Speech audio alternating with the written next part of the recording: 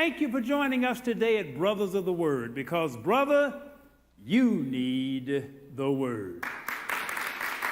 And as I was traveling recently, God actually spoke the next series, and he said, the next series that you talk about, they're actually going to be on the 8 principles that God spoke to me concerning my business years ago. Founded that business, Pastor James and I, back in 1988. And God spoke 8 principles for us to run business by. Now, we're getting ready to enter, we're already in it for a lot of people. We're getting ready to enter into some challenging financial times. We attend a CEO meeting once a month, and a couple of months ago, I was sitting in the meeting, and there was an accounting firm they were talking about, and the firm had 600 clients. And the main accountant said of the 600 clients, he estimated that 30 to 40% of his clients would be out of business within 6 months. I have a friend who I went to college with, and he also has an accounting firm, and I called him up and I said, this is what the accountant with 600 clients told us. Out of your clients, how many do you reckon, because you're looking at the books, so you can't lie to the accountant. Well, I guess you could lie, but they're looking at the books. The accountant knows the figures. I said, how many of your clients would you estimate will survive the next 6 months? And as he thought about it, he said about 1 out of 3 looking at the books are not going to make it. So when God says talk about the 8 principles that he gave me for business, it's not just for those of you who are in business. This stuff will apply to your personal world. It will even apply to your households because they're foundational principles. I just left Chicago. I got back in the airport this morning. And they were talking about how the unemployment office and the crisis center there was absolutely just overwhelmed. So this country is getting ready to potentially see some of the most challenging of economic times that we've ever faced. It'll be the best of times, and it'll be the worst of times. But these 8 principles, it's going to help some of you who are in business, but it's going to help everybody who has stuff that they need to manage. Because by us sticking by these principles, it's kept us out of some directions and out of some paths that we shouldn't go in. And I have this thing right up in our conference room, all 8, and I tell everybody in the company, anytime you see us about to deviate from any one of these 8, you've got my permission to raise your hand and say you're violating one of those principles that God spoke. So it helps us to stay on track. And even outside of the 8, something that he spoke to me very recently, just a simple thing. He says, treat other businesses like you want folk to treat your business. For those of you who are thinking about going in business or whatever, it's simple. Treat other businesses the same way you want folk to. I make it where I am an excellent customer. I try to be the kind of customer I want. When I checked into the hotel, they were telling me, they said, because of the virus, we don't have daily room service. I don't need any room service. I said, first of all, every hotel has a stack of towels. I'm going to let y'all in on some new. I don't use a fresh towel every day. Now, I take a shower every day, but I don't use a brand new clean towel every day because there's nothing on the towel but water. So I dry off and let that dry, and I dry it off the next. I've used a towel for a few days. So I'm just being straight with you, and I know some of you all have to have a brand new fresh towel every single day, but I don't. So I use the same towel. So I told the man, I said, look, no, I do not. And the other thing about it, I don't change sheets every day. Now, I don't know whether you all just, and some of you are just super squeaky clean. You got to have a brand new set of sheets every day. Pastor, now I don't need a new set of sheets every day. I don't need a new towel every day. So I told the man, look, I don't need any room service at all. Even before the virus crisis, I put a do not disturb handle on my door, I don't need any room service. So number one, I don't need any room service. Number two, I am going to leave the room just as clean as I found it. So it's not going to be a whole lot of mess all over the place. All of the towels are going to be right there in the floor. I'm going to leave everything just as neat, just as clean, everything wiped off. Not going to be a whole lot of water all over everything. So number two, I'm going to leave it just as clean as I found it, except for the towels. Going to be in the middle of the floor. And number three, I'm going to leave the maid a tip. I try to be the kind of customer I want. If I was in the hotel business, I would want 1,000 customers just like me.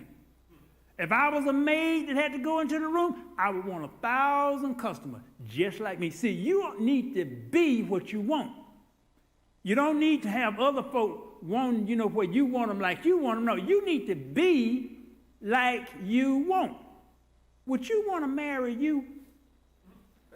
See, everybody always talking about, I want this kind of man, I want this kind of woman, I want them like this, I want them to do this. Would you want to marry you?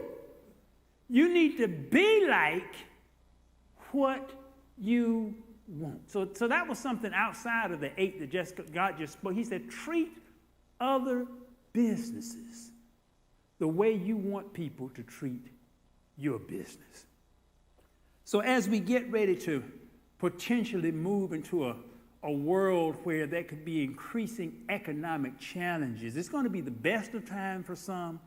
It's going to be the worst of times for some. But when you're in God's will, there is a protection that goes with you that just watches over you in the midst of even famine. And economic turmoil and economic strife and economic challenges, that's just a modern term for the old-fashioned famine, when economic strife went through the land. And the first rule that God spoke is this: always remain financially viable. We must make sound financial decisions to remain profitable, to not only remain in business, but to prosper in business. Now, some of you would think, look like the first thing God would have told you was something spiritual. No, that's not the first thing he told. First thing he told me is always remain financially viable. Well, Pastor, look like God would have said, always pray every morning before you come into the business. Always have a scripture on the wall. Always. No, that's not what God told me. He said, always remain financially viable. If you're in business and you violate one of the first rules of business, you will not be in business. Do you know about 3,500 churches a week close in the U.S.?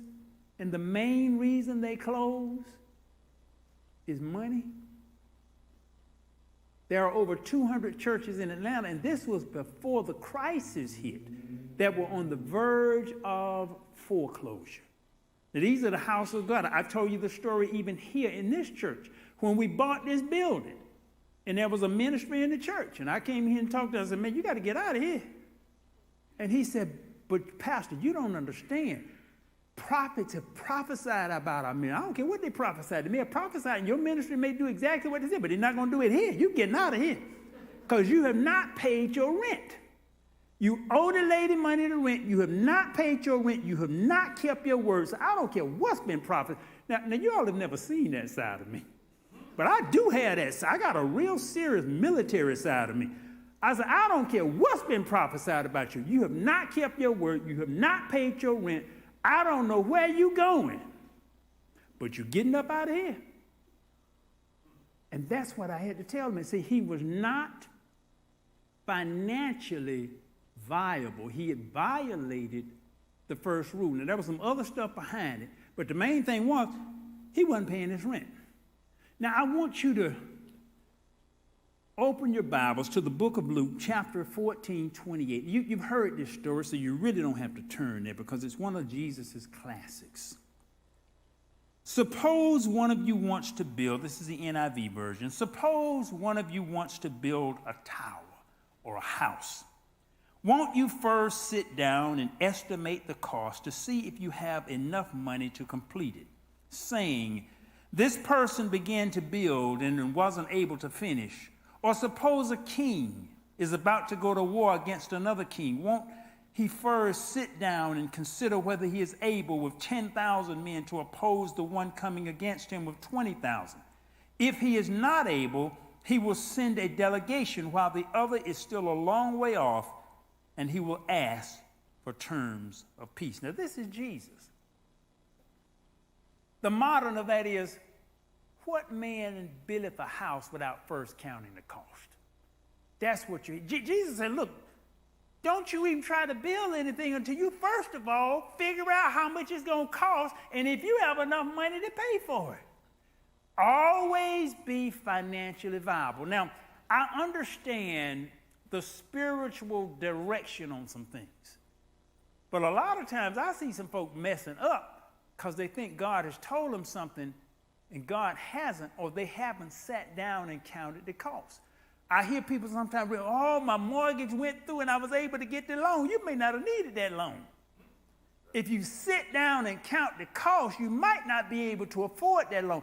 And I want you to look at how Jesus put this. He says this, he says, suppose one of you wants to build a tower or build a house or a structure or business or whatever it is. He says, first, sit down. When you sit down, you have a tendency to focus on the thing. See, a lot of times we don't even sit down. You know, we're just walking and talking. That's kind of casual. When you sit down, you need to sit down and put this stuff on paper. Sit down and figure out how much it's going to cost. A lot of people come to me for business advice. And I'll ask them, well, how much is this going to cost? No. I said, you mean to tell me you're getting ready to go into something? How much the product? I don't know. How much is your rent? I'm not sure about it. Very few of them have actually sat down and figured out how much it's going to cost. They say, I want to do this. I want to go into this. I just got a vision. God told me, and he told me to come talk to you. Well, you come and talking to me, but I'm telling you now, you need to sit down. You don't need to sit down in front of me. You need to sit down by yourself or with some other expert, and you need to count the cost. You're getting ready to build something, and you don't know how much the thing costs. And you'll be surprised how many people come to me like that, and 90% of them have never sat down and accurately figured up the cost. What man buildeth a house and has not figured out how much it's going to cost? A whole lot of folk do. And as a result, they end up in a financial situation where they don't have enough resources to finish the project.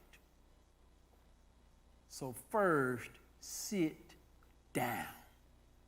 Sit down. I mean, stop, focus, take some time, sit down, and figure on this thing. Before you buy a house, sit down. Put all your stuff on paper, all your expenses, all your bills, all of the miscellaneous stuff that's going to happen. Because if you move into a house, I can guarantee you, it's not going to be perfect, especially if it's used. It's going to be some stuff busted. Refrigerator going out, washer going out, pipe bust, all kind of stuff. You find stuff, flow creep, all kind of stuff. A lot of times people have not sat down and counted the cost. And when the stuff busts, you have no money to get the stuff busted. So now you in the house just got barely enough to pay the note and the refrigerator not working. Because you didn't sit down and count the cost. Always be financially viable.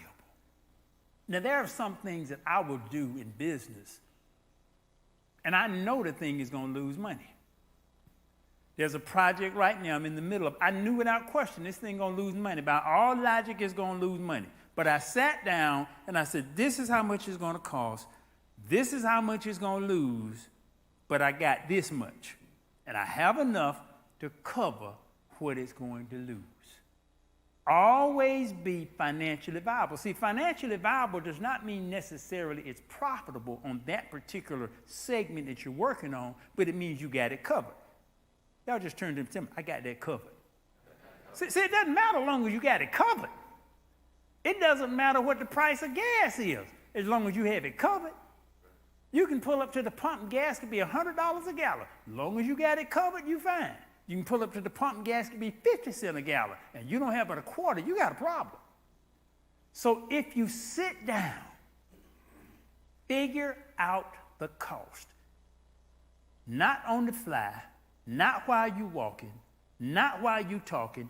Sit down and figure out how much is this thing going to cost. Count it up, estimate it, see if you have enough. The other thing that people often don't realize when they're figuring up the cost, they don't understand time is money. And I've worked with people and they're working on something. And I say, is this thing profitable? I say, well, it's making a little profit. I say, how much time are you spending in it? Well, I'm putting about 30, 40 hours a week in it. And it's just breaking even. How much are you paying you? Well, I'm not charging anything for me. Your time is money. A lot of people will make the error, they're assuming that just because I spend my time, it doesn't cost anything. Yes, it does. It costs something because if you spend that time doing that, it means you're not spending that time doing something else. You may be spending that time working on this, and the time you need to be spending over here is being seriously neglected. So now all of a sudden, you spent 30 hours in your business and your house is in a wreck. Or you spent 30 hours on your business and you haven't spent any time with your children, or you haven't spent any time with your spouse. So time is money, and it takes time, and there's only a limited amount of time. Time is the one item that everybody is equalitarian on. It's an equal opportunity issuance. You have no more time than Jeff Bezos, who's right now the richest man in America. Jeff Bezos has 24 hours in a day. This man has almost probably $200 billion right now. He has 24 hours in a day, 168 hours in a week. And I'm sure that nobody listening to the sound of my voice has several $1 billion. But no matter how much you have, whether you have $1 billion or a book, you have 24 hours in a day and 168 hours in a week. You have the identical amount of time as Jeff Bezos. Not one microsecond more nor less. Time is given equally. Now, somebody may live longer, but in terms of your day-to-day time, of the time you have to get stuff done, time is an equal opportunity issuer. No one has any more than anyone else. Time is valuable. So whenever you're figuring out the cost of something, always include your time and always include what's called the opportunity cost. If I spend my time over here, it takes away from over here. And is it worth it for me to take away from over here to make more over here? My daddy he talked to me a lot, and he used to say, son, he said, I could have made a lot more money than what I made. He said, but if I had taken that time to make a lot more money, I'd have lost my family. I'd have lost my health. I'd have lost my peace because my stress level would have been much higher. So I learned so much from him just from that.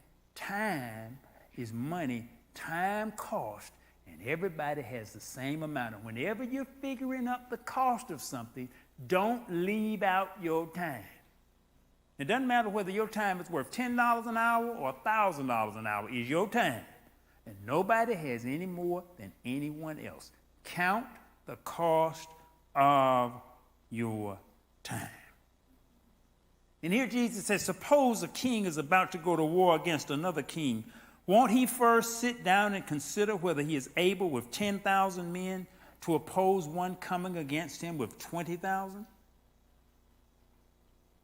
If you're getting ready to go into something, always know what your competition and what the battlefield is like, because business is a war. It absolutely is. Always know what your competition, know who you're going against, know how strong they are, know what you have to deal with.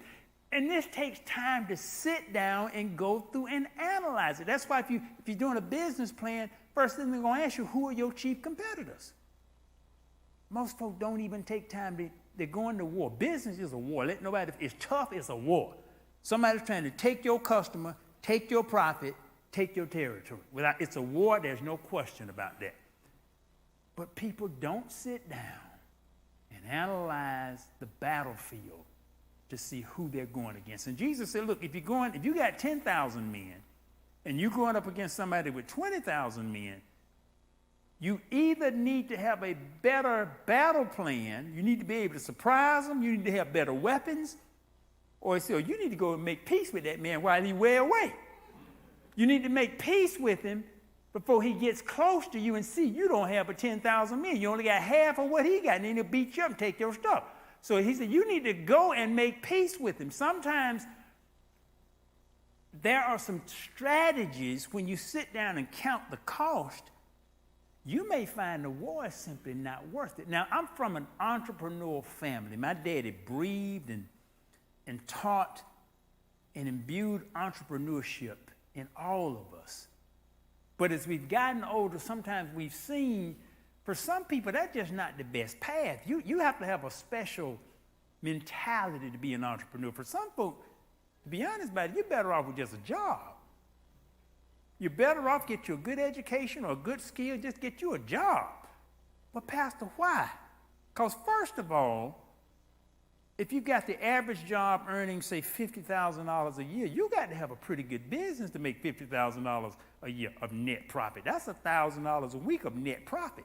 You got to be doing some pretty good business to make $1,000 after all of your expenses and all of this stuff on a consistent basis. There's no question about that. You got to be doing well on that. So sometimes when you look at the battlefield, you may decide, I'm better off, instead of trying to compete with Amazon, I'm better off just to go work for Amazon. And when you look at that, because first of all, you're going to come home and be able to sleep every night. Because often when you're in charge of it, you got to worry about all this little stuff. When you're working for somebody, and when you punch the clock, say check out, you check out. You check out. When you're the owner, you don't check out. You got to worry about all of the stuff all night. You got to figure on this, going all kinds of stuff. So sometimes this is a part of what Jesus, he said, look at the battlefield. Look at the competition out there. Look at what you have to go against and decide, do you want to sit down and make peace or do you want to go to war? And sometimes it's just better for you to go to a 9 to 5, and when you get home at 5:30, it's over. And that makes a whole lot of sense. And most of the time, you don't worry about your check. I never will forget, I was at a show, John Johnson, who was the founder and publisher of Ebony and Jet magazine. I was walking him through the show. And he said, I respect any man who can make a payroll. Because when you got to make a payroll, because I'm going to let you on a little secret. When you don't pay Negroes on time, I don't care how holy you are. When you don't pay Negroes on time, Negroes will get highly upset with you. So John Johnson says he respects any man who can make a payroll. It's no joke. So just counting the financial cost, everything you do needs to be financially viable. Make sure it's financially viable. And take some time and sit down and count the cost. And sometimes when you do that, you may need to figure out, you really may need to just make peace and not go to war in the business world. You might be better off just working a 9 to 5 and going home and being able to sleep good at night without having to worry about all this stuff. Jesus gave some very good practical business advice with that advice. And God told me to find, and not only to remain in business, but to prosper in business. And there are another 7 principles that I will give you, and I'm going to talk about each one of them one by one. But I don't want you just existing. I want you to prosper. I want you to be living in the best of times. I want you to be at a point where you can recognize the beauty of God and you can enjoy all of the greatness and all of the beauty that God has for you to enjoy. And that's going to be the next 7 messages as we go through the principles that God gave me just to be able to run prosperous business. Because people, these are the best of times. I thank you for joining us today at Brothers of the Word. You can go to brothersoftheword.com, listen to this message or watch it in its entirety all over again. You can send it to a friend absolutely free. Be sure to join us for the rest of this series so it can take your life and your business to another level. Thank you for joining us today at Brothers of the Word, because, brother, you need the Word.